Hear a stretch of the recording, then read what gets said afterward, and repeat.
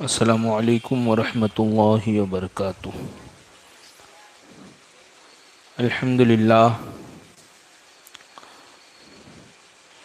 अल्हम्दुलिल्लाहि रब्बिल आलमीन वस्सलातु वस्सलामु अला सय्यिदिल अंबियाइ वल मुरसलीन।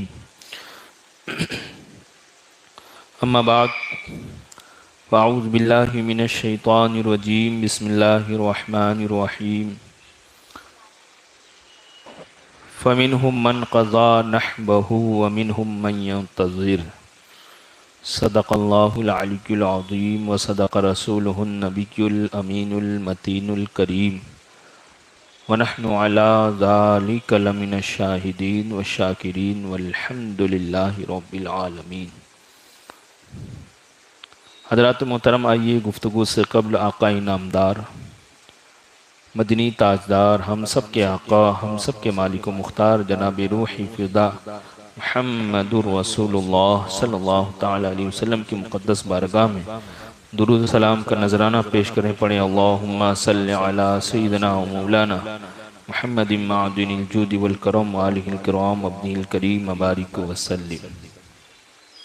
इमाम इश्क़ मोहब्बत फरमाते हैं, नूर की सरकार से पाया दुशाला नूर का, नूर की सरकार से पाया दुशाला नूर का, हो मुबारक तुमको ज़ुन्नूरैन जोड़ा नूर का। मुहतरम हज़रात, अल्लाह रब्बुल इज़्ज़त ने इंसानों की हिदायत के लिए कमोबेश 1,24,000 अंबियाए कराम इस दुनिया में मबऊस फरमाए। वो अंबिया आए, उन्होंने निकाह फरमाया, उनके बच्चे हुए, उन्होंने अपने बच्चों की शादियां भी की। यकीनी तौर पर नबियों से रिश्ता, चाहे वो खूनी रिश्ता हो, चाहे मुसाहिरत यानी ससुराली रिश्ता हो, ये उस निस्बत और उस रिश्ते की वजह से वो मुअज़्ज़म हो जाता है। तो जिन्होंने भी अंबिया इकराम की दामादी का शर्फ हासिल किया, यकीनन वो काबिल एहतराम और काबिल मुअज़्ज़म है। लेकिन नबी करीम सल्लल्लाहु अलैहि वसल्लम जो नबीउल अंबिया सरदार अंबिया हैं, उनकी दामादी में जो शर्फ हजरत सैयदना उस्मान गनी ज़ुन्नूरैन को हासिल हुआ, वो किसी और को हासिल नहीं हुआ। सबसे पहले तो ये कि वो दामाद भी किसके, नबीउल अंबिया सरदार अंबिया के। और एक खुसूसी शरफ ये कि नबी करीम सल्लल्लाहु अलैहि वसल्लम की 2 मुक़द्दस बेटियां, पाकीज़ा बेटियां यके बाद दिगरे हज़रत उस्मान गनी के निकाह में आई। इसी वजह से आपको ज़ुन्नूरैन यानी 2 नूर वाले, ये ऐसा लक़ब है, ये ऐसा शर्फ है, ये ऐसी फजीलत है, सिवाय हज़रत उस्मान गनी के दुनिया में और किसी को हासिल नहीं। तो रसूल करीम सल्लल्लाहु अलैहि वसल्लम अपने सहाबा को जो नवाजते थे, ऐसा नवाजते थे कि वो उस फजीलत में मुमताज़ होता और ऐसा मुमताज़ होता कि वो फजीलत किसी और को हासिल ना होती। इसी तरह हुजूर ने अपने हर सहाबा को नवाजा। तो हज़रत उस्मान गनी रज़ियल्लाहु ताला अन्हु, जिनका आज हम तज़किरा सुनने वाले हैं, बड़ी फजीलतों के जामे, कामिलुल हयाई वल ईमान, जामिउल कुरान, मुजहिज़े जैशे उसरान, बेशुमार अलक़ाब और हर फजीलत में आप मुमताज़। जामे कुरान इसलिए कि दौरे उस्मान गनी में जब कुरान, हालांकि कुरान के जमा करने का काम हजरत सैयदना अबू बकर सिद्दीक रज़ियल्लाहु ताला अन्हु के ज़माने में ही शुरू हो चुका था। हज़रत सिद्दीक अकबर के ज़माने में जो कुरान जमा हुआ था, वो 30 पारों की शक्ल में न था, सिर्फ सूरतों की तरतीब हो गई थी। तमाम सूरतों को, जो भी सूरतों की जो आयतें थी, उनको एक जगह जमा कर लिया गया था। हज़रत उस्मान गनी रज़ी अल्लाह ताला अन्हु के दौर आते आते कुरान पाक 30 पारे की शक्ल में क्या है जमा हो गया। और हज़रत उस्मान गनी ने जो कुरान पाक अपने दस्ते अक़दस से लिखा, कई नुस्खे आपने तहरीर फरमाए और उसको अलग अलग मुल्कों में भेजा गया। थोड़ा सा आवाज़ कम कर दें। तो इस बिना पर हज़रत उस्मान गनी रज़ी अल्लाह ताला अन्हु का एक लक़ब जामिउल कुरान है, कामिलुल हया वल ईमान। ईमान में ऐसे कामिल कि जिसको क्या बताया जाए। आपके ईमान का वाक़या जब हुज़ूर सल्लल्लाहु अलैहि वसल्लम ने ऐलान नबूवत फरमाया, चंद लोग मुसलमान हुए थे। हज़रत अबू बकर सिद्दीक, हज़रत मौलाए कायनात, हज़रत ज़ैद बिन हारिसा, हज़रत उम्मुल मोमिनीन, हज़रत खदीजतुल कुबरा, और उसके अलावा एक दो। फिर हज़रत सैयदना सिद्दीक अकबर रज़ियल्लाहु ताला अन्हु की तबलीग पर हज़रत उस्मान गनी रज़ियल्लाहु ताला अन्हु ने इस्लाम कबूल किया। जिस वक्त आपने इस्लाम कबूल किया उस वक्त आपकी उम्र मुबारक 34 साल की थी। हालांकि जो सदाए तौहीद जो मक्कतुल मुकर्रमा में बुलंद हुई थी, वो उस इलाके मक्कतुल मुकर्रमा के रस्म व रिवाज तौर तरीके के खिलाफ थी। लेकिन ये सदा ऐसी सदा थी जो हकीकत में हज़रत सैयदना उस्मान गनी का जो मिजाज था, उनकी जो फितरत, पाकीज़ा फितरत थी, उस फितरत के ऐन मुताबिक थी। इसी वजह से हज़रत सैयदना सिद्दीक अकबर ने जैसे ही उनको तबलीग फरमाई, फौरन इस्लाम कबूल किया। इस्लाम में उनका नंबर 6 या 7वां आता है। तो कदीमुल इस्लाम सहाबी हैं हज़रत उस्मान गनी रज़ियल्लाहु ताला अन्हु। बेशुमार फजीलतें हासिल हैं। जब आपने इस्लाम कबूल किया तो जिस तरह मुसलमानों को तकलीफ दी जाती थी, वो मामला भी हज़रत उस्मान गनी के साथ पेश आया। आपका चचा हकम बिन अबिल आस, जो बनी उमैया का बेटा था, जो उमैया का बेटा था, उसने जब हज़रत उस्मान गनी रज़ियल्लाहु ताला अन्हु के इस्लाम लाने का जिक्र सुना तो इतनी तकलीफ पहुंचाई। एक रिवायत में मिलता है कि आपको चटाइयों में लपेट कर कमरे में बंद करके धुआं दिया जाता था। इतनी तकलीफ बर्दाश्त की। जब तकलीफों की इंतहा उसने कर दी तो हज़रत उस्मान गनी ने कहा, तो जो चाहे कर ले, इस्लाम मेरे दिल में नक्श हो चुका है। अब इसे कोई दुनिया का कोई तकलीफ या कोई मुसीबत या कुछ भी कर लो, इस्लाम मेरे दिल से नहीं निकल सकता। मैं हुजूर सल्लल्लाहु अलैहि वसल्लम के सच्चा गुलाम हो चुका। तो जब उसने ये इस्तिक़लाल और ये इस्तिक़ामत देखी तो फिर उसके बाद उसने क्या है तकलीफ देना छोड़ी। तो ये हज़रत उस्मान गनी रज़ियल्लाहु ताला अन्हु का मामला था। हज़रत उस्मान गनी रज़ियल्लाहु ताला अन्हु को प्यारे आका अलैहिस्सलातु वस्सलाम ने बेशुमार दुआओं से नवाजा, बेशुमार फजीलतों से नवाजा। और हज़रत उस्मान गनी रज़ियल्लाहु ताला अन्हु ने इस्लाम की खिदमत में वो अजीम कारनामे अंजाम दिए जिसे रहती दुनिया तक कर पाना या वैसे कारनामे अंजाम देना मुश्किल है। जैसे कि एक मौके पर मदीना तैयबा में कहत पड़ा है, अरब में कहत पड़ा है, सूखा पड़ा है। उस हालत में जंग का मौका पेश आता है। प्यारे आका अलैहिस्सलातु वस्सलाम मस्जिद नबवी में सहाबा इकराम को जमा फरमाते हैं और लश्कर की तैयारी के लिए आप चंदा फरमाते हैं और सहाबा इकराम को राह खुदा में खैरात करने पर उभारते हैं। सहाबा इकराम अपने अपने तौर से क्या है हुजूर की बारगाह में नजराने लाकर पेश करते हैं। हज़रत उस्मान गनी खड़े होते हैं, या रसूलल्लाह मेरी जानिब से 100 ऊंट मा साजो सामान के। हुजूर सल्लल्लाहु अलैहि वसल्लम फिर वो बैठ जाते हैं। थोड़ी देर के बाद फिर हुजूर सल्लल्लाहु अलैहि वसल्लम फिर लोगों को क्या है चंदे की और राह खुदा में खैरात करने की तरगीब दिलाते हैं। फिर हज़रत उस्मान गनी खड़े होते हैं। फिर उसके बाद ऐलान फरमाते हैं कि या रसूलल्लाह पहले 100 था, अब 200 ऊंट साजो सामान के साथ मेरी जानिब से। इसी तरह एक रिवायत के मुताबिक 300, एक रिवायत के मुताबिक 1000, यानी इस तरह 10 मरतबा ये बात पेश आई और 10 मरतबा खड़े होकर हज़रत उस्मान गनी ने 100 ऊँट का इजाफा फरमाया।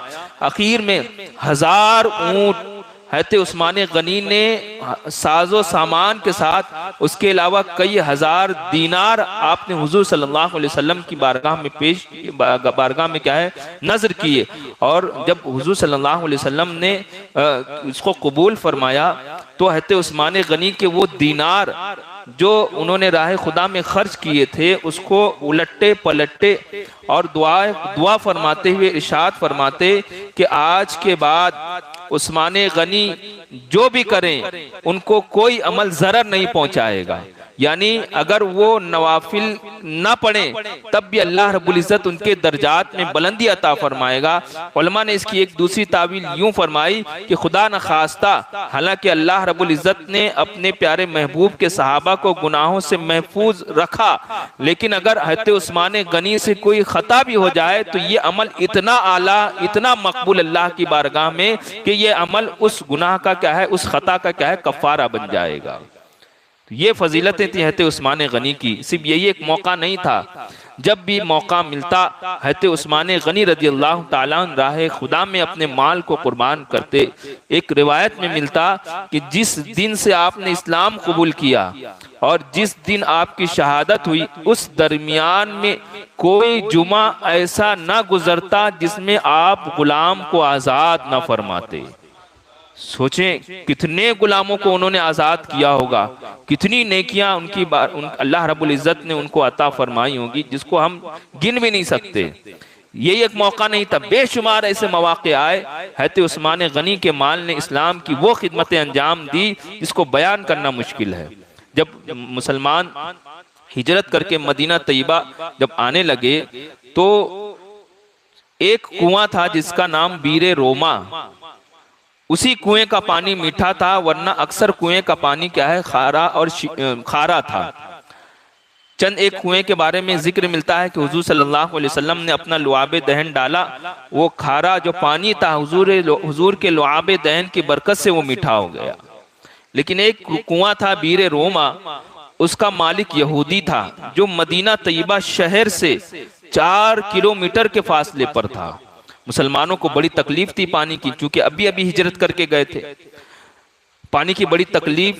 जब हज़रत उस्मान गनी रज़ियल्लाहु ताला अन्हु को इस बात की खबर पहुंची तो आपने उस यहूदी से 12,000 दीनार में कुआं एक दिन के लिए खरीदा। यानी एक दिन मुसलमान हज़रत उस्मान गनी के इस्तेमाल में होगा और एक दिन उस यहूदी के इस्तेमाल में होगा।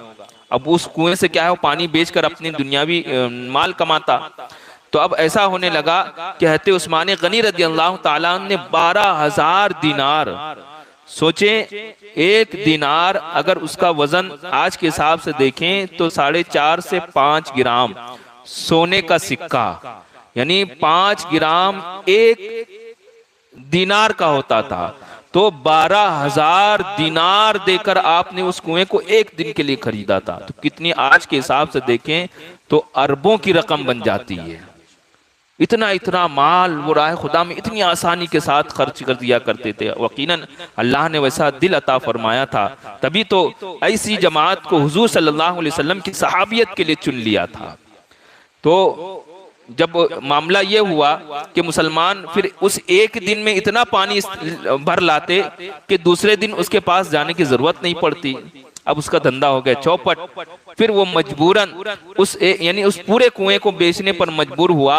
फिर हज़रत उस्मान गनी ने 8,000 दीनार और देकर कुआं उससे मुकम्मल तौर से खरीद लिया। ये था मामला हज़रत उस्मान गनी रज़ियल्लाहु ताला अन्हु का। क्या क्या फजीलतें, क्या क्या बयान की जाए, कितनी फजीलतों के जामे थे हज़रत उस्मान गनी रज़ियल्लाहु ताला अन्हु। एक मरतबा दुरूद पाक पढ़ लें, अल्लाहुम्मा सल्लि अला सय्यिदिना मौलाना मुहम्मदिन मादिनिल जूदि वल करम व आलिहिल किराम अब्निल करीम बारिक व सल्लिम। हज़रत उस्मान गनी रज़ियल्लाहु ताला अन्हु कामिलुल हया वल ईकान, ईमान और ईकान एक उनका लक़ब है, यानी मुकम्मल हयादार। ऐसे बाहयात थे कि हुजूर हज़रत उम्मुल मोमिनीन हज़रत आयशा सिद्दीक़ा रज़ियल्लाहु ताला अन्हा फरमाती हैं कि जब उस्मान घर तशरीफ़ लाते तो हुजूर अकरम सल्लल्लाहु अलैहि वसल्लम अपने पाँव के कपड़ों को दुरुस्त फरमा लेते। तो उम्मुल मोमिनीन अर्ज़ करती हैं कि या रसूलल्लाह, आप उस्मान के आने पर ऐसा क्यों करते हैं? तो फरमाया कि मैं उससे हया ना करूं जिससे फरिश्ते हया करते हैं। क्या बात है, मैं उससे हया ना करूं जिससे फरिश्ते हया करते हैं। तो इतने बाहया हयादार थे हज़रत उस्मान गनी रज़ियल्लाहु ताला अन्हु। बेशुमार फजीलतें अल्लाह रब्बुल इज़्ज़त ने नवाजी। सुलह हुदैबिया के मौके पर जब हुजूर सल्लल्लाहु अलैहि वसल्लम अपने असहाब का एक लश्कर लेकर उम्रा के लिए तशरीफ ले गए थे, उम्रा के इरादे से, तो कुफार मक्का ने हुदैबिया के मकाम पर आपको रोक लिया कि कहा उम्रा नहीं कर सकते। तो हज़रत उस्मान गनी रज़ियल्लाहु ताला अन्हु ने मुसालिहत के लिए, बातचीत करने के लिए, आप चूँकि आप जिस तरह मुसलमानों में मकबूल थे इस तरह मक्का वालों के दरमियान भी बड़े मकबूल थे। तो हज़रत हुज़ूर सल्लल्लाहु अलैहि वसल्लम ने हज़रत उस्मान गनी रज़ियल्लाहु ताला अन्हु को मक्कतुल मुकर्रमा भेजा कि जाओ लोगों से बात करके आओ, लोगों से बात करो, सुलह सफाई की बात करो, किस तरह हमें उम्रा करने का मौका मिले। लेकिन बात वहाँ हुई नहीं और एक अफवाह उड़ गई कि कुफार मक्का ने हज़रत उस्मान को शहीद कर दिया। उस वक्त हुजूर सल्लल्लाहु अलैहि वसल्लम ने फिर अपने सहाबा को जमा फरमाकर बैत ली कि उस पर बैत ली, उसे बैत रिजवान के नाम से उस बैत को बैत रिजवान के नाम से याद किया जाता है, जिसका जिक्र अल्लाह रब्बुल इज़्ज़त ने कुरान पाक में फरमाया कि मोमिनों की जान और माल के बदले अल्लाह रब्बुल इज़्ज़त ने उनकी जान और माल के बदले जन्नत को बेचा। इन्नल्लाह अश्तरा मिनल मुमिनीना व अम्वालहुम बिअनफुसिहिम बिअन्न लहुमुल जन्नह, कि जन्नत के बदले उनकी जान और माल के बदले क्या है, खरीद लिया। तो ये मकाम उस वक्त जब हज़रत उस्मान गनी जब तमाम सहाबा इकराम रिज़वानुल्लाहि ताला अलैहिम अजमईन से बैत कर ली, उस वक्त हज़रत उस्मान मक्कतुल मुकर्रमा में थे। तो हुजूर सल्लल्लाहु अलैहि वसल्लम ने अपने एक हाथ को फरमाया ये उस्मान का हाथ और ये मेरा हाथ, फिर आपने उस्मान की जानिब से, हज़रत उस्मान की जानिब से बैत ली। तो ये ऐसी फजीलत किसी और सहाबी को हासिल नहीं हुई। तो हज़रत उस्मान गनी को ऐसी बेशुमार फजीलत हासिल जो किसी और सहाबी को हासिल नहीं थी। इसी तरह हुजूर सल्लल्लाहु अलैहि वसल्लम की दो शहजादियाँ हज़रत उस्मान गनी रज़ियल्लाहु ताला अन्हु के निकाह में थी। आपने दो हिजरतें फरमाई। एक हिजरत जब हबशा की जानिब जब हिजरत हुई तो आप उस वक्त वहाँ हिजरत फरमाए। फिर जब मदीना तैयबा की जानिब मुसलमानों ने हिजरत की और वो मदीना तैयबा जाने का हुक्म हुआ तो फिर आपने क्या है मदीना तैयबा की जानिब हिजरत फरमाई। जब जंग बद्र का मौका हुआ, सहाबा इकराम जब निकलने लगे जंग के लिए, तो उस वक्त हुजूर सल्लल्लाहु अलैहि वसल्लम की लख्ते जिगर हजरत रुकैया जो पहले हज़रत उस्मान गनी के निकाह में थी, उनकी तबीयत नासाज हुई, ऐसी बीमार हुई कि हुजूर सल्लल्लाहु अलैहि वसल्लम ने उनको मदीना तैयबा में रुकने के लिए कहा कि आप यहीं पर रहो, उनकी तीमारदारी करो और हम क्या है निकलते हैं। और बीमार ऐसी हुई थी कि जिस वक्त जंगे बद्र की फतह की खबर हज़रत ज़ैद बिन साबित रज़ियल्लाहु ताला अन्हु मदीना तैयबा लेकर आए तो उस वक्त हज़रत रुकैया रज़ियल्लाहु ताला अन्हा की तदफीन हो रही थी। इसी वजह से हुजूर सल्लल्लाहु अलैहि वसल्लम ने जो जंगे बद्र में जो सहाबा थे उनको जो हिस्से अता फरमाए उतना ही हिस्सा हज़रत उस्मान गनी को भी अता फरमाया और फरमाया कि जो सवाब तुम में से किसी एक को हासिल है वही उस्मान गनी को भी हासिल है। तो ये फजीलत के जंगे बद्र में हाजिर ना होकर भी क्या है उनका आपका शुमार बदरी सहाबा में होता है। तो बदरी सहाबा में होना ये भी बहुत बड़ी फजीलत। और कुरान की बेशुमार ऐसी आयतें जिसमें साबिकीन अव्वल को जो फजीलतें अता फरमाई गई उनमें से एक शख्स हज़रत उस्मान गनी रज़ियल्लाहु ताला अन्हु भी थे। और कैसी फजीलतें थी कि एक मरतबा जबल उहद पर सरकार मदीना सल्लल्लाहु ताला अलैहि वसल्लम और हज़रत अबू बकर सिद्दीक, हज़रत उमर फारूक, हज़रत उस्मान गनी, ये चारों जब जबल उहद पर चढ़ रहे थे, गालिबन जब जबल उहद जो है खुशी से झूम उठा कि मेरे सीने पर आज इतनी मुअज़्ज़ज़ हस्तियां हैं, तो वो झूम उठा और हिलने लगा। प्यारे आका अलैहिस्सलातु वस्सलाम ने पांव मारा, कहा ठहर जा, थम जा, क्योंकि तुझ पर एक नबी, एक सिद्दीक और दो शहीद जलवा कर रहे हैं। तो यानी हुजूर सल्लल्लाहु अलैहि वसल्लम इस वाक़े से तो हमें दो बातें मालूम होती हैं। एक तो ये कि नबी करीम सल्लल्लाहु अलैहि वसल्लम को अल्लाह रब्बुल इज़्ज़त ने मालिक को मुख्तार बनाकर भेजा था, तभी तो आपने एक ठोकर मारी, जिसे इमाम इश्क व मोहब्बत ने फरमाया कि एक ठोकर से उहद का जलजला जाता रहा। तो इमाम अल्लाह रब्बुल इज़्ज़त ने हुजूर सल्लल्लाहु अलैहि वसल्लम को मालिक को मुख्तार बनाकर भेजा था कि आपके हुक्म की फरमा बरदारी सिर्फ इंसानी नहीं, सिर्फ जानवर ही नहीं, बल्कि पहाड़ भी आपके हुक्म की फरमा बरदारी करते थे। तो अब अगर कोई शख्स, कोई बदबख्त ये कहे कि जिसका नाम नबी अली हो या नबी हो या कोई नबी हो या अली, तो वो किसी चीज़ का मालिक व मुख्तार नहीं, माअज़ल्लाह, ये अंबिया इकराम खासकर हुजूर सल्लल्लाहु अलैहि वसल्लम की सख्त तरीन तौहीन है और औलिया इकराम और सहाबा इकराम की तौहीन है। तो जो नबियों की तौहीन करे वो ईमान वाला हो ही नहीं सकता। दूसरी चीज कि हुजूर सल्लल्लाहु अलैहि वसल्लम को अल्लाह रब्बुल इज़्ज़त ने इल्म गैब अता फरमाया था, उसकी शहादत ये हदीस पाक भी देती है कि उहद पर कब तशरीफ फरमा थे और हज़रत उस्मान गनी की शहादत कब होनी थी। हज़रत अबू बकर सिद्दीक के 2 साल हुजूर सल्लल्लाहु अलैहि वसल्लम के विसाल के बाद, हज़रत उमर फारूक के 10 साल, हज़रत उस्मान गनी के 12 साल, यानी हुजूर सल्लल्लाहु अलैहि वसल्लम के विसाल के कई 27 साल के बाद क्या है, हज़रत उस्मान गनी रज़ियल्लाहु ताला अन्हु की शहादत होती है और हुजूर सल्लल्लाहु अलैहि वसल्लम उसकी गवाही कब दे रहे हैं। यही वजह है कि हज़रत उस्मान गनी रज़ियल्लाहु ताला अन्हु अपनी शहादत का इंतजार फरमा रहे थे कि अल्लाह कब मुझे शहादत की फजीलत से नवाजेगा। क्योंकि एक और मौके पर हुजूर सल्लल्लाहु अलैहि वसल्लम ने हज़रत उस्मान गनी रज़ियल्लाहु ताला अन्हु से फरमाया था कि तुम्हें एक लिबास खिलात पहनाई जाएगी, एक लिबास पहनाया जाएगा और मुनाफिकीन उसको उतारने की कोशिश करेंगे, तुम उसको मत उतारना, यहाँ तक कि तुम मेरे पास तशरीफ ले आना। और इससे इशारा उनकी शहादत की तरफ था कि आपको खिलाफत अता की जाएगी। मुनाफिकीन चाहेंगे आप खिलाफत से दस्तबरदार हो जाएं, आप दस्तबरदार मत होना बल्कि उस राह में शहीद हो जाना। तो इसी वजह से हज़रत उस्मान गनी रज़ियल्लाहु ताला अन्हु अपनी शहादत का इंतजार फरमाते थे कि अल्लाह रब्बुल इज़्ज़त मुझे शायद शहादत की फजीलत से नवाजेगा। और ये इंतजार अल्लाह को इतना महबूब था, इतना महबूब था कि कुरान पाक में हज़रत उस्मान गनी के इस अंदाज की क्या तारीफ फरमाया जिसको मैंने शुरू में तिलावत की, वमिनहुम मन क़ज़ा नहबहु वमिनहुम मन यंतज़िर, के उनमें से कुछ वो हैं, यानी सहाबा की तारीफ फरमाते हुए कि कुछ वो हैं जो शहादत के मकाम को पा चुके, वमिनहुम मन यंतज़िर, और उनमें से कुछ वो हैं जो अपनी शहादत का इंतजार कर रहे हैं। तो ये फजीलत हज़रत उस्मान गनी को हासिल थी कि कुरान पाक उनकी शहादत के इंतजार की क्या है, तारीफ फरमा रहा है और उसकी गवाही दे रहा है।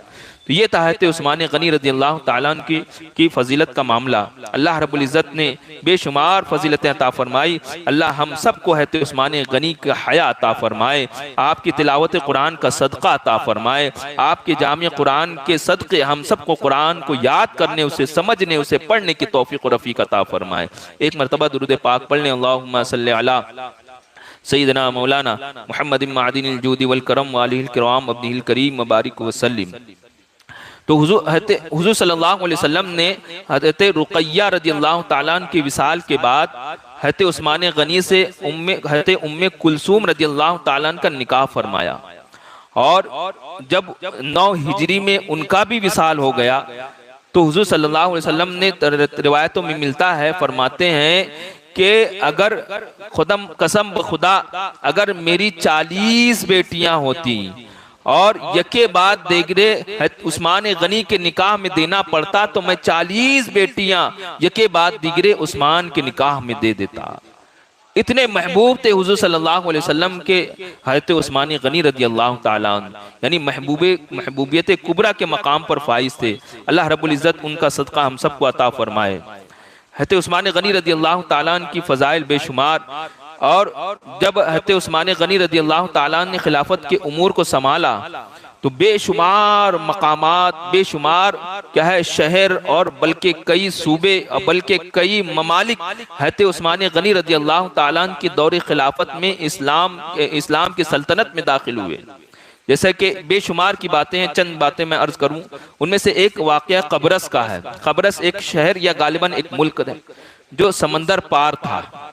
हते उमर फारूक रदी अल्लाह ताला अन्हु के दौरे खिलाफत में सैयदना अमीर मुआविया रदी अल्लाह ताला अन्हु जो उस वक्त मुल्क शाम के गवर्नर थे, हते अमीर मुआविया को भी अल्लाह ने कैसी फजीलतें अता फरमाई कि हुजूर के हते उमर फारूक रदी अल्लाह ताला अन्हु का पूरा ज़माना आपने शाम की गवर्नरी फरमाई, और हते उस्मान गनी रदी अल्लाह ताला अन्हु के पूरे 12 साल के दौरे खिलाफत में आपने गवर्नरी फरमाई। उसके बाद 20 साल तक यानी हते अली करमल्लाहु ताला वजहुल करीम और हते इमाम हसन की सुलह के बाद 20 साल आपने इस्लाम के बादशाह के तौर पर आपने क्या है मुसलमानों के मामलात को अंजाम दिया। तकरीबन 40 साल हते अमीर मुआविया रदी अल्लाह ताला अन्हु को इतना बड़ा मौका इस्लाम की खिदमत का मिला और आपके दौर बड़े सुनहरे थे। बहरहाल उस वक्त जब हते उमर फारूक रदी अल्लाह ताला अन्हु खिलाफत पर फाइज थे, हते अमीर मुआविया ने अमीरुल मोमिनीन हते उमर फारूक रदी अल्लाह ताला अन्हु की बारगाह में खत लिखा और अर्ज की कि आप हमें इजाज़त दें कि कश्तियों पर, जो उस वक्त बादबानी कश्तियाँ जो बड़ी बड़ी बनने लग गई थीं, उस कश्तियों पर इस्लामी फ़ौज को सवार करके मुल्क कब्रस को क्या है हासिल किया जाए। हज़रत उमर फारूक रज़ी अल्लाह उस वक्त तक, उससे पहले तक मुसलमान फ़ौज, इस्लामी फ़ौज जो है कश्तियों पर सवार होकर नहीं समंदर का सफ़र नहीं करी थी। तो हज़रत उमर फारूक रज़ी अल्लाह ताला ने हज़रत अम्र बिन आस रज़ी अल्लाह ताला को ख़त लिखा और उनसे फरमाया कि आप ये जो कश्तियाँ होती हैं उसके बारे में क्या है मुकम्मल तहकीक कि क्या होती हैं, कैसी होती हैं, वो भेजो। हज़रत अम्र बिन अबिल आस रज़ी अल्लाह ताला ने इस वक्त लिख कर भेजा कि कश्ती एक बहुत बड़ी स्टीमर या जिसको हम जहाज़ कह लें, पानी का जहाज़, एक बहुत बड़ी मखलूक होती है जिसमें छोटी छोटी मखलूक यानी इंसान सवार होते हैं। जब वो रुकती है तो लोगों के दिल फट जाते हैं, जब वो चलती है तो लोगों के दिल दहल जाते हैं। तो हज़रत उमर फारूक रज़ी अल्लाह ताला ने जब ये हालात सुने तो आपने फरमाया अल्लाह की कसम मैं मुसलमानों को उस पर कभी सवार नहीं कराऊंगा। फिर जब हज़रत उमर फारूक का ज़माना गुजरा, हज़रत उस्मान गनी का ज़माना आया, तो फिर दोबारा हज़रत अमीर मुआविया ने क्या है इजाज़त तलब की, अमीरुल मोमिनीन आप इजाज़त दें कश्तियों पर सवार करके क्या है समंदर पार कब्रस है उसको क्या है हासिल किया जाए। हज़रत उस्मान गनी रज़ी अल्लाह ताला ने उसकी इजाज़त दी। हज़रत अमीर मुआविया रज़ी अल्लाह ताला ने कश्ती पर सवार होकर क्या है लश्कर कुशी की और क्या है उसको फतह किया, और इसकी बशारत हुज़ूर सल्लल्लाहु अलैहि वसल्लम ने अपनी ज़ाहिरी हयात में ही दे दी थी। और एक सहाबी का भी जिक्र फरमाया कि वो भी होंगे और उनकी बीवी वहाँ पर शहीद होगी या वहाँ पर वो उनकी मौत आएगी, और वाक़या ऐसा ही हुआ जैसा कि हुज़ूर सल्लल्लाहु अलैहि वसल्लम ने फरमाया था। और इमाम इश्क़ मोहब्बत इसी ताल्लुक़ इसी वजह से फरमाते हैं, और कोई गैब क्या तुमसे नेहा हो भला, जब न खुदा ही छुपा तुम पे करोड़ों दुरूद। अल्लाह रब्बुल इज़्ज़त ने हुज़ूर सल्लल्लाहु अलैहि वसल्लम को मा कान व मा यकून का इल्म अता फरमाया था। एक मरतबा दुरूद पाक पढ़ लें, अल्लाहुम्मा सल्लि अला सय्यिदिना मौलाना मुहम्मदिन मादिनिल जूदि वल करम व अलिल किराम अब्दिल करीम मुबारक वसल्लम। आपने 12 साल उमूर खिलाफत को अंजाम दिया। 6 साल तो आपके बहुत शानदार गुजरे, क्योंकि हज़रत उमर फारूक रज़ी अल्लाह ताला जो आपसे पहले अमीरुल मोमिनीन थे, उनका मामला ये था कि वो गवर्नरों और हाकिमों के बारे में बहुत सख्त थे। जरा सी गलती मिलती और उसका सबूत मिल जाता तो आप फौरन क्या है उनको क्या है दस्तबरदार कर देते और उनको ओहदे से हटा देते।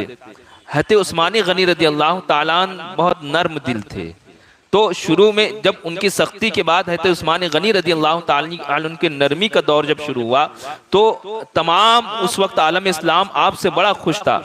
6 साल तक जो है मामलात बहुत अच्छे चले। 6 साल के बाद फिर थोड़ी थोड़ी किसी को नाराजगी होने लगी, जैसा कि किसी को अगर किसी की गलती हो जाती लोग उसकी शिकायत करते तो हज़रत उस्मान गनी जब तक सबूत नहीं मिलता अब उनको हटाते नहीं और बड़ी नरमी बरतते, बहुत सख्ती नहीं बरतते, तो इसकी वजह से लोग क्या है धीरे धीरे नाराज होने लगे। ऐसे ही एक मामला मिस्र का पेश आया। मिस्र में अब्दुल्ला बिन अबी इब्ने साद बिन अबी सरह नाम के एक शख्स को क्या है मिस्र का गवर्नर हज़रत उस्मान गनी ने बनाया। उनके ताल्लुक से क्या है कुछ शिकायतें मिली कि ये किसी को नाहक क्या है ज्यादतियां करते हैं। तो उस वक्त मिस्र के बेशुमार लोग तकरीबन 60-70 लोग या 700 लोग मदीना तैयबा आए हज़रत उस्मान गनी की बारगाह में उसकी शिकायत लेकर। ये हज़रत उस्मान गनी की शहादत से पहले के वाक़यात हैं। जब वो मदीना तैयबा आए और इन्होंने अजिल्ला सहाबा इकराम जो उस वक्त मौजूद थे, उम्मुल मुमिनीन हज़रत आयशा सिद्दीक़ा रज़ियल्लाहु ताला अन्हा, हज़रत अली करमल्लाहु ताला वजहुल करीम और दीगर सहाबा जो थे मौजूद, उनसे सिफारिश भी की।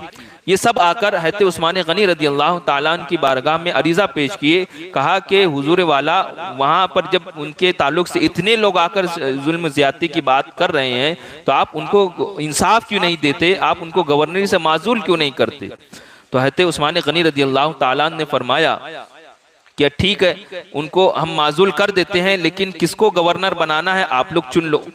तो हज़रत उस वक्त जो मजमा था उनमें से उन लोगों ने हज़रत अबू बकर सिद्दीक रज़ियल्लाहु ताला अन्हु के साहबजादे मोहम्मद बिन अबी बकर, उनको क्या है गवर्नरी के लिए चुन लिया और फिर क्या है परवाना लिख कर दे दिया, खत लिख कर दे दिया कि उनको वहाँ माजूल कर दिया जाए और उसके बाद फिर गवर्नर हज़रत मोहम्मद बिन अबी बकर रज़ियल्लाहु ताला अन्हु होंगे।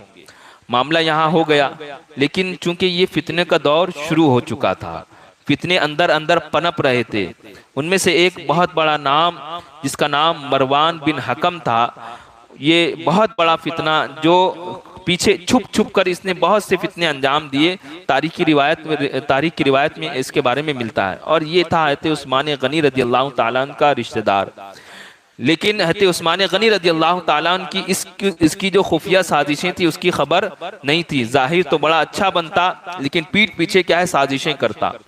तो बहरहाल हुआ ये कि जब ये काफिला मिस्र की तरफ रवाना हुआ तो रास्ते में इन लोगों ने देखा कि एक हबशी गुलाम बड़ी तेजी के साथ क्या है दौड़ा जा रहा है, मिस्र की तरफ जा रहा है। तो इन लोगों को कुछ शक हुआ, जो मिस्र से आए थे इन लोगों को कुछ शक हुआ और उन लोगों ने क्या है दौड़कर उसको पकड़ा। किसी ने कहा ये तो हज़रत उस्मान गनी का गुलाम है। तो थोड़ा सा दिमाग में उनके खटका आया कि मामला क्या है, तुम कहाँ जा रहे हो? कहा मिस्र की तरफ जा रहा हूँ। तो कहा मामला क्या है? कहा कुछ नहीं, बस ऐसे ही। तो जब तलाशी ली गई तो उसके मशकीज़े में एक खत मिला। उस खत में लिखा हुआ था कि ये मोहम्मद बिन अबी बकर जब आए मक्का मिस्र में तो इनको और इनके साथियों को कत्ल कर देना और उसके बाद गवर्नरी का ओहदा तुम ही संभालने रखना जब तक मेरा दूसरा खत नहीं पहुंचता।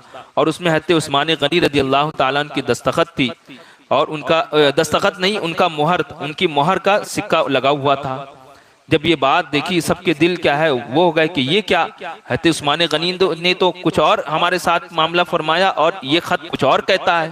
तो ये लोग वापस मदीना तैयबा आए, वहीं से लौट कर आए और हज़रत मौलाए कायनात और दीगर सहाबा इकराम को जमा किया और जमा करने के बाद उनको ये खत दिखाया। तो हज़रत अली करमल्लाहु ताला वजहुल करीम और दीगर जो अजिल्ला सहाबा थे हज़रत उस्मान गनी के पास पहुंचे। कहा हुजूर मामला ये क्या है? कहा ये तो मुहर मेरी ही है, ये गुलाम भी मेरा है, ये उटनी भी मेरी है, लेकिन ये तहरीर है ये मेरी नहीं है। ये तहरीर जो है यानी जो लिखा गया है इसमें जो मजमून है ना ये मेरा है ना मैंने किसी और से लिखवाया है, ये मेरा काम नहीं है। हज़रत उस्मान गनी रज़ियल्लाहु ताला ने जब कसम ये खाकर ये बात कही तो तमाम सहाबा इकराम को यकीन हो गया कि हज़रत उस्मान गनी सच्चे हैं। वो सब अपने घरों को लौट गए। लेकिन चूंकि मिस्र से जो कुछ लोग आए थे उसमें चंद फितीन किस्म के लोग थे, तो उन लोगों ने क्या किया, हज़रत उस्मान गनी रज़ियल्लाहु ताला अन्हु के घर को चारों तरफ से घेर लिया, पानी तक बंद कर दिया। हज़रत उस्मान गनी रज़ियल्लाहु ताला अन्हु बाला खाने से आए और आवाज़ दी कि ऐ लोगों तुम में फला फला हैं? तो कहा नहीं है। कहा हज़रत अली हैं? तो कहा नहीं है। तो कहा कि जाओ हज़रत अली तक ये पैगाम पहुंचा दो कि उस्मान के घर पानी पहुंचा दें। ये आलम हो चुका था कि इतने बड़े मुल्क का जो हाकिम था यानी खलीफा था उसकी बेयारो मददगारी का ये आलम था कि वो अपने ही घर में दारुल खिलाफा में चारों तरफ से घेर लिया गया। अब मामला ये था कि मुसलमान से जंग करना ये बहुत बड़ी बात समझी जाती थी उस दौर में, चूंकि फितना अंदर अंदर पनप रहा था। अभी मुसलमानों की आपस में क्या है लड़ाइयाँ जंगें नहीं हुई थी और ये घेरने वाले जितने भी थे ये सारे क्या है मुसलमान थे। बल्कि हज़रत उस्मान के पास सहाबा इकराम आए, गालिबन मौलाए कायनात या कोई सहाबी आए और कहा कि ये जो जितना फितना कर रहे हैं ये हमारी ही तलवार से मुसलमान हुए, क्योंकि ये लोग मिस्र के थे, हमारी तलवार से मुसलमान हुए, इन्हें हमारी तलवार की ताकत नहीं मालूम, आप इजाजत दें तो इनको 2 मिनट में क्या है साफ कर देंगे, चंद मिनट लगेंगे साफ करने में। लेकिन हज़रत उस्मान गनी रज़ी अल्लाह ताला ने फरमाया कि मैं ये चाहता हूँ कि मेरी शहादत के बाद जो होना है हो, मेरी शहादत से पहले ऐसा कोई काम नहीं होना चाहिए कि ये इल्ज़ाम लगे कि उस्मान ने क्या है मुसलमानों को आपस में लड़वा दिया। बल्कि आपके जो गुलाम थे, एक बड़ी फौज थी आपके गुलामों की, वो क्योंकि हज़रत उस्मान गनी बड़ी तादाद में, जैसा कि मैंने शुरू में बताया कि कोई जुमा ऐसा ना गुजरता जिसमें गुलाम को आज़ाद ना फरमाते, आज़ाद तो कर देते लेकिन वो गुलाम हमेशा के लिए हज़रत उस्मान गनी के बेदाम गुलाम हो जाते। तो गुलामों की एक फौज आई हथियार से लैस होकर कि आप इजाज़त दें, जो हमने क्या है फलां शहर में जो अपनी धाक बिठाई, फलां शहर में जो कुफारों के ऐसे उनको मजे चखाए, ये इन लोगों को चंद मिनट में क्या है खत्म करने की कोई बड़ी बात नहीं। हज़रत उस्मान गनी रज़ी अल्लाह ताला ने फिर उस वक्त भी फरमाया कि मैं तुम्हें इस जंग से या इस लड़ाई से मना करता हूँ, क्योंकि मैं रसूलुल्लाह सल्लल्लाहु अलैहि वसल्लम के शहर में बदअमनी और मुसलमानों का आपस में जंग ना इसको पसंद नहीं करता, बल्कि हुजूर सल्लल्लाहु अलैहि वसल्लम ने जो वसीयत फरमाई थी उस वसीयत पर मैं अमल करूंगा। और वसीयत क्या थी कि हुजूर ने फरमाया था कि तुम्हें एक लिबास पहनाया जाएगा, और वो लिबास क्या था, खिलाफत का लिबास था। वो लिबास पहनाया जाएगा, उस लिबास को मुनाफिकीन उतारने की कोशिश करेंगे, तुम उतारना नहीं, हत्ता कि मुझ तक मेरे पास आकर मिल जाना। और हज़रत उस्मान गनी रज़ी अल्लाह ताला की खिलाफत का मामला भी कैसा हुआ, जब हज़रत उमर फारूक रज़ी अल्लाह ताला को जख्मी कर दिया गया, करीब था कि आपका विसाल हो, तो लोगों ने हज़रत उमर फारूक रज़ी अल्लाह ताला से की बारगाह में अरीज़ा पेश किया कि आप खिलाफत के मामलात को क्या है सुपुर्द फरमा दें। तो हज़रत उमर फारूक रज़ी अल्लाह ताला ने 6 लोगों की कमेटी बनाई, हज़रत उस्मान गनी, हज़रत मौलाए कायनात, हज़रत तलहा, हज़रत ज़ुबैर, हज़रत अब्दुर्रहमान बिन औफ और अपने बेटे हज़रत अब्दुल्ला इब्ने हज़रत अब्दुल्ला के लिए, हाँ हज़रत अब्दुल्ला के लिए ये कहा कि ये खिलाफत के मामलात में तो ये शामिल ना होंगे, हाँ राय मशवरे में शामिल हो सकते हैं। फिर उसके बाद अमीरुल मोमिनीन हज़रत उमर फारूक रज़ियल्लाहु ताला की शहादत और उनकी तदफीन के 3 दिन के बाद ये कमेटी जो बनाई गई थी, हज़रत उमर फारूक ने बनाई थी, उन्होंने आपस में मशवरा किया। तो हज़रत अब्दुर्रहमान बिन औफ रज़ियल्लाहु ताला ने फरमाया उस मजलिस में कि ऐसा करते हैं कि खलीफा तो एक को बनना है और ये 6 लोगों की कमेटी है, तो ऐसा करो 3 लोग अपने मामलात को दूसरे के सुपुर्द कर दो, और ताकि फिर क्या है आदमी कम हो जाए। तो हज़रत अली करमल्लाहु ताला वजहुल करीम, हज़रत उस्मान गनी और हज़रत अब्दुर्रहमान बिन औफ को, इन तीनों ने, जो इनके अलावा 3 थे, इन दोनों क्या है खिलाफत के मामलात को क्या है इन तीनों के सुपुर्द कर दिया। अब बचे सिर्फ 3, हज़रत उस्मान गनी, हज़रत मौलाए कायनात, हज़रत अब्दुर्रहमान बिन औफ। हज़रत अब्दुर्रहमान बिन औफ ने इन दोनों को बुलाया और एक मीटिंग की और कहा कि देखिए खिलाफत का मामला मेरे साथ कुछ नहीं, यानी खिलाफत के मामला को मैं पसंद नहीं करता, अब सिर्फ 2 ही आप लोग बचे हैं, और आप लोगों में से जिसको भी अगर अलग अलग ले आकर क्या है बात की, कहा कि अगर आपको खलीफा नामजद करें तो आप कबूल करेंगे, तो कहा हाँ कबूल कर लेंगे, और अगर आपको के अलावा किसी और को खलीफा बनाया गया तो आप उसकी खिलाफत को तस्लीम कर लेंगे, तो कहा हाँ कर लेंगे। दोनों से इस तरह की बात की, और फिर हज़रत अब्दुर्रहमान बिन औफ ने और भी कई लोगों से मशवरे किए, तो तमाम लोगों से मशवरे करने के बाद वो इस नतीजे पर पहुंचे कि इस वक्त अगर खिलाफत का कोई मुस्तहिक और हकदार है तो वो हज़रत उस्मान गनी रज़ियल्लाहु ताला अन्हु है। तो इस तरह हज़रत उस्मान गनी रज़ियल्लाहु ताला अन्हु को भी क्या है खिलाफत मुसलमानों के इज्तिमाई राय मशवरे करने के बाद आपको सौंपी गई थी। इसी की तरफ हुजूर ने इशारा फरमाया कि तुम्हें एक लिबास पहनाया जाएगा, यानी खिलाफत का लिबास पहनाया जाएगा, अगर वो मुनाफिकीन उतारने की कोशिश करेंगे तो तुम उसको उतारना नहीं, बल्कि मेरे पास क्या है, मेरे पास आ जाना। और इस तरह की और भी दीगर बातें क्या है हुजूर सल्लल्लाहु अलैहि वसल्लम ने हज़रत उस्मान गनी रज़ियल्लाहु ताला अन्हु को गोशो गुजार कर ली थी। बहरहाल जब ये घेरी हुई थी, सहाबा चाहते थे कि किसी तरह मामला खत्म हो जाए, रफा दफा हो जाए। जब मामला और ज्यादा मुश्किल में आया तो हज़रत मौलाए कायनात अली करमल्लाहु ताला वजहुल करीम ने अपने दोनों शहजादे हज़रत इमाम हसन और हज़रत इमाम हुसैन रज़ियल्लाहु ताला अन्हु को, जो अभी गालिबन 15-17 साल या कुछ और साल के थे या 25 साल के आसपास के थे, तो इन दोनों को हज़रत उस्मान गनी रज़ियल्लाहु ताला अन्हु के दरवाजे पर क्या है मुतय्यन फरमाया कि तुम यहाँ से हिलना नहीं। हज़रत उस्मान गनी रज़ियल्लाहु ताला अन्हु की ज़ात पर एक आँच नहीं आनी चाहिए, ये मुकर्रर फरमाकर आप घर को तशरीफ ले गए। उसके बाद ये जो बलवाई जो थे, फित्तीन जो थे, इन्होंने क्या है तीर अंदाजी शुरू कर दी। तीर अंदाजी में हज़रत इमाम हसन रज़ियल्लाहु ताला अन्हु को तीर लगा और दीगर कबाइल के जो असहाब थे जो हज़रत उस्मान गनी की हिफाजत पर मामूर थे उनको भी तीर लगा। अब इन लोगों ने सोचा कि इन लोगों को जख्मी हो चुके हैं, कभी ऐसा हुआ कि ये कबाइल वाले अगर गुस्से में आ गए हमारे खिलाफ, अगर वो तैयार हो गए लड़ने के लिए तो कुछ मामला ही नहीं बचेगा, तो ऐसा करते हैं कि किसी तरह उस्मान गनी के घर में दूसरे के घर से दाखिल होते हैं। तो इन लोगों ने ये किया। उनमें से एक जात थी हज़रत अबू बकर सिद्दीक रज़ियल्लाहु ताला अन्हु के शहजादे मोहम्मद बिन अबी बकर, चूंकि इन्हीं के कत्ल का परवाना उस खत में था, इसलिए ये भी क्या है उसमें मामले में पेश थे। तो वो और उनके साथ 2 या 3 लोग जिनके क्या है पहचान नहीं हो पाई थी, ये 3 लोग दूसरे के घर में दाखिल हुए, वहां से छत पर चढ़े, फिर वहां से हज़रत उस्मान गनी की छत पर आए और डायरेक्ट हज़रत उस्मान गनी के घर में दाखिल हुए। उस वक्त हज़रत उस्मान गनी रज़ियल्लाहु ताला अन्हु तिलावत कुरान में मसरूफ थे। तो मोहम्मद बिन अबी बकर आए और उन्होंने उनकी दाढ़ी पकड़ी, तो हज़रत उस्मान गनी रज़ियल्लाहु ताला ने उस वक्त एक नसीहत का जुमला इरशाद फरमाया कि अगर तुम्हारे बाप इस वक्त अबू बकर होते और तुम्हें ये हरकत करते हुए देखते तो बताओ तुम्हारे साथ क्या मामला करते। ये बात जब उन्होंने सुनी तो उनके दिल में खौफ आया, वो पीछे हट गए।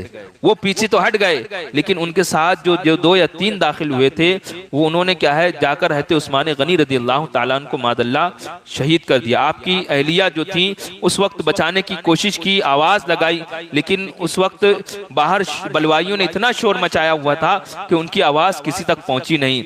हज़रत उस्मान गनी रज़ियल्लाहु ताला अन्हु जब शहीद हुए तो कुरान पाक की आयतों पर उनके खून के क्या है उस कतरे गिरे और उस आयत का मफहूम भी यही था कि अल्लाह ऐसे नेक बंदों को पसंद फरमाता है, और कमाकाल जैसा कि रिवायत में है।